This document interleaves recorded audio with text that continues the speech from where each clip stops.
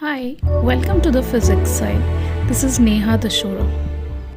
Hello everyone, आज के video में हम डिस्कस करने वाले हैं acceleration of block against friction. इस टॉपिक में हम लोग ये देखेंगे कि एक m मास वाला ब्लॉक, कोई भी ऑब्जेक्ट या ब्लॉक अगर किसी भी सरफेस पर एक्सेलरेट हो रहा है, एक्सेलरेशन अगर उसका हो रहा है फ्रिक्शन, और वहां फ्रिक्शन भी प्रेजेंट है यानी फ्रिक्शन वाली सरफेस है, तो उस पर अगर ब्लॉक एक्सेलरेट हो रहा है तो उसका एक्सेलरेशन कितना होगा या उस एक्सेलरेशन पर फ्रिक्शन का क्या इफेक्ट होगा। तो इस वीडियो में हम 3 केसेस लेंगे। पहला है हॉरिजॉन्टल सरफेस पर अगर ब्लॉक का फ्रिक्शनल हॉरिजॉन्टल सरफेस पर ब्लॉक का एक्सेलरेशन हो रहा है, तब उसके एक्सेलरेशन का फॉर्मूला फाइंड करेंगे, एक्सप्रेशन फाइंड करेंगे। दूसरे केस में हम हॉरिजॉन्टल की बजाय इंक्लाइंड सरफेस लेंगे जिसमें ब्लॉक इंक्लाइंड सरफेस से नीचे की तरफ जा रहा है, डाउन द इंक्लाइंड प्लेन। और तीसरे केस में हम बात करेंगे कि अगर ऑब्जेक्ट का एक्सेलरेशन, ब्लॉक का acceleration up the inclined plane हो रहा है तब क्या होगा। So let us begin. First case पे आते हैं, acceleration of block against friction on a horizontal surface. एक हॉरिजॉन्टल सरफेस है जिसपे m मास का ब्लॉक रखा हुआ है। अभी m मास का ब्लॉक है तो एक इसका वेट mg लग रहा होगा वर्टिकली डाउनवर्ड्स, और कॉन्टेक्ट सरफेस के अपोजिट नॉर्मल रिएक्शन जिसको r या n से भी रिप्रेजेंट कर सकते हैं। हम अभी तक के वीडियोस में इसको n से रिप्रेजेंट करते हैं, इसलिए अभी भी मैंने n ही लिया है। In some books you will find r, तो वो भी बिल्कुल सही है। दोनों ही नॉर्मल रिएक्शन का सिंबल है, r और n।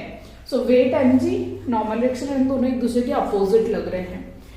अभी अगर हम इसको कोई फोर्स F लगाकर एक डायरेक्शन में पुल करते हैं तो जैसे ये मूव करेगा, इसका सपोज का एक्सेलरेशन हो रहा है a, वो अप्लाइड फोर्स की डायरेक्शन में, तो मूविंग या मूवमेंट या मोशन के अगेंस्ट एक काइनेटिक फ्रिक्शन लगेगा F के, ठीक है। तो ये इसका फ्री बॉडी डायग्राम है फर्स्ट केस का।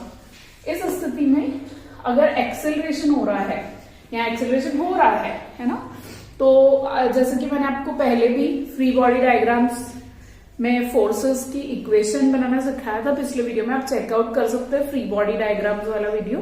वहां पर मैंने बताया कि जब भी किसी ऑब्जेक्ट पर मल्टीपल फोर्सेस लग रहे हैं और उसका एक्सेलरेशन भी हो रहा है तो F is equal to ma से उसको सॉल्व करना होता है। कैसे करना होता है, जिस फोर्स की डायरेक्शन में, यहाँ जैसे कि हॉरिजॉन्टल डायरेक्शन में 2 फोर्स हैं F और F के, लेकिन ओवरऑल एक्सेलरेशन F की डायरेक्शन में हो रहा है, इसलिए इसका मतलब ये हुआ कि F ग्रेटर देन F के हुआ, ठीक है।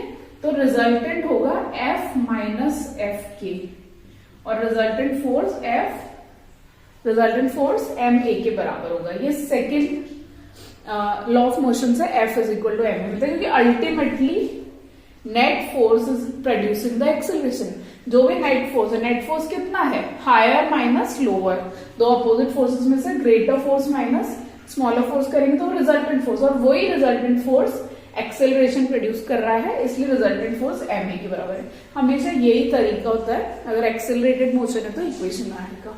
सो हमारे पास ये इक्वेशन है, और इससे हमें एक्सेलरेशन की वैल्यू फाइंड कर लेंगे, m को दूसरी साइड भेज देंगे, तो F माइनस एफ के अपॉन m। ये हुआ आपका हॉरिजॉन्टल सरफेस पर एक्सेलरेशन का फॉर्मूला। तो हम क्या देखते हैं, अगर फ्रिक्शन नहीं होता तो एक्सेलरेशन होता F बाय m, F के 0 होता, लेकिन फ्रिक्शन के होने से एक्सेलरेशन की वैल्यू स्लाइटली डिक्रीज हो रही है। तो फ्रिक्शन ऑब्वियसली अपोजिंग फोर्स होता है, रिलेटिव मोशन ऑफ सरफेसेस को अपोज करता है, तो इसका इफेक्ट हमको फॉर्मूला में भी देखने को मिल रहा है।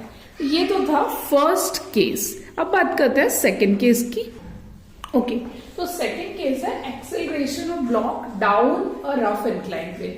अब कोई भी rough incline plane, rough means उसमें कुछ ना कुछ फ्रिक्शन वर्क कर रहा है, वो फ्रिक्शनलेस नहीं है, इसलिए रफ प्लेन बोला है। और ब्लॉक इंक्लाइन प्लेन से अपने आप नीचे की तरफ स्लाइड करेगा, लेकिन उसके लिए कंडीशन होती है कि जो इंक्लाइन प्लेन का एंगल ऑफ इंक्लिनेशन है वो एंगल ऑफ रिपोज से ज्यादा होना चाहिए। एंगल ऑफ रिपोज के बारे में मैंने पिछले वीडियोस में डिस्कस किया, आप चेकआउट कर सकते हैं। So angle of friction, angle of repose पे पूरा एक वीडियो है, आप जाके वहां देख सकते हैं। सो यहाँ पे क्या हो रहा है, अगर हमारा angle of inclination theta angle of repose से ग्रेटर है, इसका मतलब ब्लॉक अपने आप से उस इंक्लाइंड प्लेन से नीचे की तरफ एक्सेलरेट करेगा। सो वो स्थिति अगर है, यानी कि इसका acceleration down the inclined plane हो रहा है, ठीक है, तो एक तो इस पे एक्सेलरेशन वर्क करे डाउन द इंक्लाइंड प्लेन। अभी फोर्सेस को यहां ड्रॉ कर लेते हैं फ्री बॉडी डायग्राम की तरह। एक तो इसका वेट लगेगा mg, जो कि वर्टिकली डाउनवर्ड लगेगा, और mg से थीटा एंगल पे लगेगा mg cos थीटा। ये फ्री बॉडी डायग्राम पहले भी मैं वीडियो में एक्सप्लेन कर चुकी हूँ, वही सेम मेथड यूज कर रहे हैं। mg cos थीटा के जस्ट अपोजिट यानी कॉन्टेक्ट सरफेस के अपोजिट लगेगा नॉर्मल रिएक्शन, और ये थीटा एंगल है इसलिए mg cos थीटा, और mg cos थीटा के परपेंडिकुलर यानी कि along the inclined surface. mg cos theta के परपेंडिकुलर मतलब इंक्लाइंड सरफेस के अलोंग इंक्लाइंड सरफेस की डायरेक्शन में ये लगेगा mg sin थीटा, ठीक है। तो ये हो गया mg sin थीटा, क्योंकि cos कंपोनेंट के परपेंडिकुलर लगता है हमेशा sin कंपोनेंट। तो ये हमारा डायग्राम हो गया। लेकिन एक चीज और है, क्योंकि यहाँ इस सरफेस में फ्रिक्शन एक्ट कर रहा है, तो वो फ्रिक्शन हमेशा जो मोशन है रिलेटिव मोशन सरफेसेस का उसके अपोजिट लगेगा। यानी कि जो फ्रिक्शन फोर्स लगेगा वो, क्योंकि ब्लॉक इंक्लाइन प्लेन से नीचे की तरफ ट्रेवल कर रहा है या स्लाइड कर रहा है, तो फ्रिक्शन अपोजिट लगेगा, इंक्लाइन प्लेन के अपवर्ड्स लगेगा। तो मैंने यहाँ फ्रिक्शन की डायरेक्शन बताई है। अभी क्योंकि वही बात होगी जो मैंने पिछले केस में बताई थी, ओवरऑल एक्सेलरेशन जिस डायरेक्शन में काम कर रहा है वही ग्रेटर फोर्स है। तो यहाँ दो फोर्स है, इंक्लाइन प्लेन्स या सरफेस के अलोंग दो फोर्स हैं, mg sin थीटा और फ्रिक्शन F। तो obviously acceleration mg sin theta की तरफ है, तो नेट फोर्स होगा mg sin theta minus F, क्योंकि greater force mg sin theta है, इसलिए उसमें से स्मॉलर फोर्स को सब्ट्रैक्ट करेंगे, ठीक है। तो mg sin theta minus F is equal to ma, वही जो मैंने पहले बताया था, net force is equal to ma वाला ही कंडीशन है। लेकिन यहाँ फ्रिक्शन जो होता है उसको हम पहले भी आपको बता चुके हैं, म्यू n के बराबर लिख सकते हैं। So mg sin theta minus mu n is equal to ma। Then again ये भी आपको पता है कि n जो है यहाँ n और mg cos थीटा आपस में बराबर है, क्योंकि इंक्लाइंड सरफेस के परपेंडिकुलर डायरेक्शन में नेट कोई एक्सेलरेशन नहीं हो रहा है, एक्सेलरेशन केवल इंक्लाइंड सरफेस की डायरेक्शन में ही हो रहा है। तो इंक्लाइंड सरफेस के परपेंडिकुलर जो दो फोर्स है वो आपस में एक दूसरे को बैलेंस कर रहे हैं, तो n और mg cos थीटा आपस में बराबर है। सो n को हम mg cos थीटा लिख सकते हैं। ऐसा करने पे हमें क्या मिलता है, ये जो इक्वेशन है ये इसका फॉर्म हो जाएगा, यहाँ लिख रही हूं मैं, mg sin theta minus mu mg cos theta is equal to ma, right. दोनों में से mg कॉमन ले सकते हैं हम, तो हमें मिलता है mg sin theta minus mu cos theta is equal to ma, ठीक है। और m से हम कैंसिल भी कर सकते हो इस इक्वेशन में। सो हम क्या देखते हैं, m कैंसिल होने पे एक्सेलरेशन a आया g sin theta minus mu cos theta. यहां सीधे सीधे पता चल रहा है आपको कि जो a है वो g से कम है। g मतलब acceleration due to gravity, vertical motion में जो एक्सेलरेशन ड्यू टू ग्रेविटी होता है। तो रफ इंक्लाइन प्लेन पर जो डाउनवर्ड डायरेक्शन में एक्सेलरेशन होता है वो हमेशा g से कम ही होता है, a is less than g। ये हमारा कंक्लूजन है सेकेंड सिचुएशन के लिए। ओके, अब आते हैं थर्ड केस पे। थर्ड केस जो है retardation of block up a rough incline plane.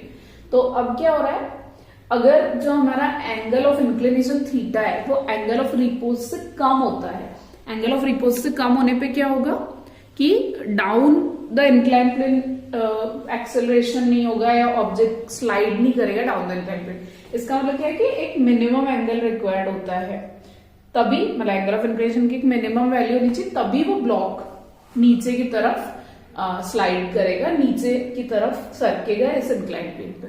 लेकिन अगर वो एंगल थीटा उस मिनिमम वैल्यू से ज्यादा नहीं है तो फिर ब्लॉक नीचे नहीं आएगा, ठीक है। और मान लेते हैं कि हम इसका एक्सेलरेशन करवा रहे हैं ऊपर की तरफ, तो अगर overall acceleration up the incline plane हो रहा है और तो वो फिर तो वो रिटार्डेशन ही होगा। क्यों? क्योंकि ग्रेविटी या ग्रेविटेशनल एक्सेलरेशन तो हमेशा डाउनवर्ड डायरेक्शन में लगता है, इसलिए ऊपर की तरफ जाएगा भी तो ग्रेविटेशनल फोर्स के अगेंस्ट, इसलिए लगातार उसकी स्पीड कम ही होगी और इसलिए उसको क्या कहते हैं, रिटार्डेशन। इसलिए हमने यहाँ रिटार्डेशन लिखा है, नेगेटिव एक्सेलरेशन। तो पहले इस ब्लॉक का जब उसका मतलब रिटार्डेशन, जिसको हमने ए से रिप्रेजेंट किया है, तो रिटार्डेशन में एक तरह का एक्सेलरेशन ही, बस वो स्पीड को लगातार कम करता है, वेलोसिटी को लगातार कम करता है। सो इसका फ्री बॉडी डायग्राम बनाते हैं। ए की डायरेक्शन तो अप द इंक्लाइन प्लेन है, वेट एम जी लग रहा है वर्टिकली डाउनवर्ड डायरेक्शन में एज यूजुअल। इसके अलावा थीटा एंगल पे एम जी कॉस थीटा वर्क करेगा और एम जी कॉस थीटा के परपेंडिकुलर एम जी साइन थीटा वर्क करेगा पहले की तरह। लेकिन साथ ही क्योंकि एक्सेलरेशन या sliding up the incline plane हो रही है तो उसके अपोजिट एक फ्रिक्शन भी तो लगेगा, इसलिए फ्रिक्शनल फोर्स लगेगा डाउन द इंक्लाइन। तो हम क्या देखते हैं यहाँ, एम जी साइन थीटा और फ्रिक्शन एफ दोनों सेम डायरेक्शन में। पिछले केस में दोनों की डायरेक्शन आपस में अपोजिट थी, इस बार दोनों की डायरेक्शन सेम है। तो अब इसके लिए हम अगेन इक्वेशन बनाएंगे, इक्वेशन ऑफ मोशन। क्योंकि इस बार दोनों फोर्स की डायरेक्शन सेम है तो दोनों ऐड हो जाएंगे, ठीक है। So M ji sine theta plus F is equal to M A. अब ये ध्यान रखने की बात है कि यहाँ क्योंकि हम सिर्फ मैग्नीट्यूड को कंसिडर कर रहे हैं, इसलिए हमने कोई नेगेटिव साइन नहीं लिया है। अदरवाइज ये फोर्स एम ए वाला फोर्स तो इनके अपोजिट ही वर्क कर रहा है, बट क्योंकि हम only balance of forces check कर रहे हैं, सो एम ए बैलेंस हो रहा है M G sine theta plus F से, ठीक है। सो यहाँ क्या हो रहा है, एक्सेलरेशन है लेकिन वो नेगेटिव एक्सेलरेशन है, तो इस फोर्स का इफेक्ट कैसा होगा कि वो नेगेटिव एक्सेलरेशन प्रोड्यूस करेगा। ओके, सो अगर हम यहाँ पर डायरेक्शन कंसिडर करते तो फिर हमको एक माइनस साइन लगाना रहेगा, क्योंकि एम जी साइन थीटा प्लस एफ की डायरेक्शन में एम ए वर्क नहीं कर रहा है, a m ji sine theta plus F के अगेंस्ट वर्क कर रहा है, तो एक नेगेटिव साइन लगाना होता। लेकिन यहाँ हम केवल मैग्नीट्यूड्स से कैलकुलेशन कर रहे हैं, केवल हम उस रिटार्डेशन की वैल्यू फाइंड कर रहे थे, क्योंकि ये तो हमने पहले ही बोल दिया कि वो रिटार्डेशन है, नेगेटिव एक्सेलरेशन है, इसलिए अभी हम यहाँ नेगेटिव साइन कहीं पुट नहीं कर रहे हैं। ओके, अभी अगेन पहले की तरह एफ को म्यू एन लिखेंगे और म्यू एन के साथ साथ म्यू एम जी कॉस थीटा, तो मैं डायरेक्ट ये यूज कर रही हूँ यहाँ, N is equal to M ji cos theta और F is equal to mu N, इसलिए हमारे पास हो जाता है M G sine theta plus F की जगह क्या लिख सकते हैं, म्यू एम जी कॉस थीटा, सेम है पहले की तरह, पहले वाले केस में जो मैंने यूज किया था, is equal to M a. दोनों में से एम जी कॉमन ले लिया, पहले जैसे ही है, बस फर्क ये किया माइनस साइन था प्लस आ गया, तो m ji sine theta plus mu cos theta is equal to M a. M से हम कैंसिल कर सकते हो, तो हमें मिलता है A is equal to G sine theta plus G common है, G sine theta plus mu cos theta. ये हमारे पास ओवरऑल रिटार्डेशन का मैग्नीट्यूड आता है, वैल्यू, ठीक है।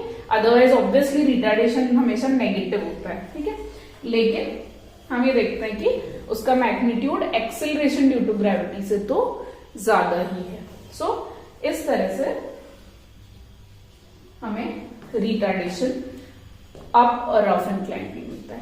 इन दिस वे हमने तीनों केसेस के लिए acceleration of block against friction पढ़ा। That's all for today. Thank you. Thank you for watching. Please don't forget to subscribe.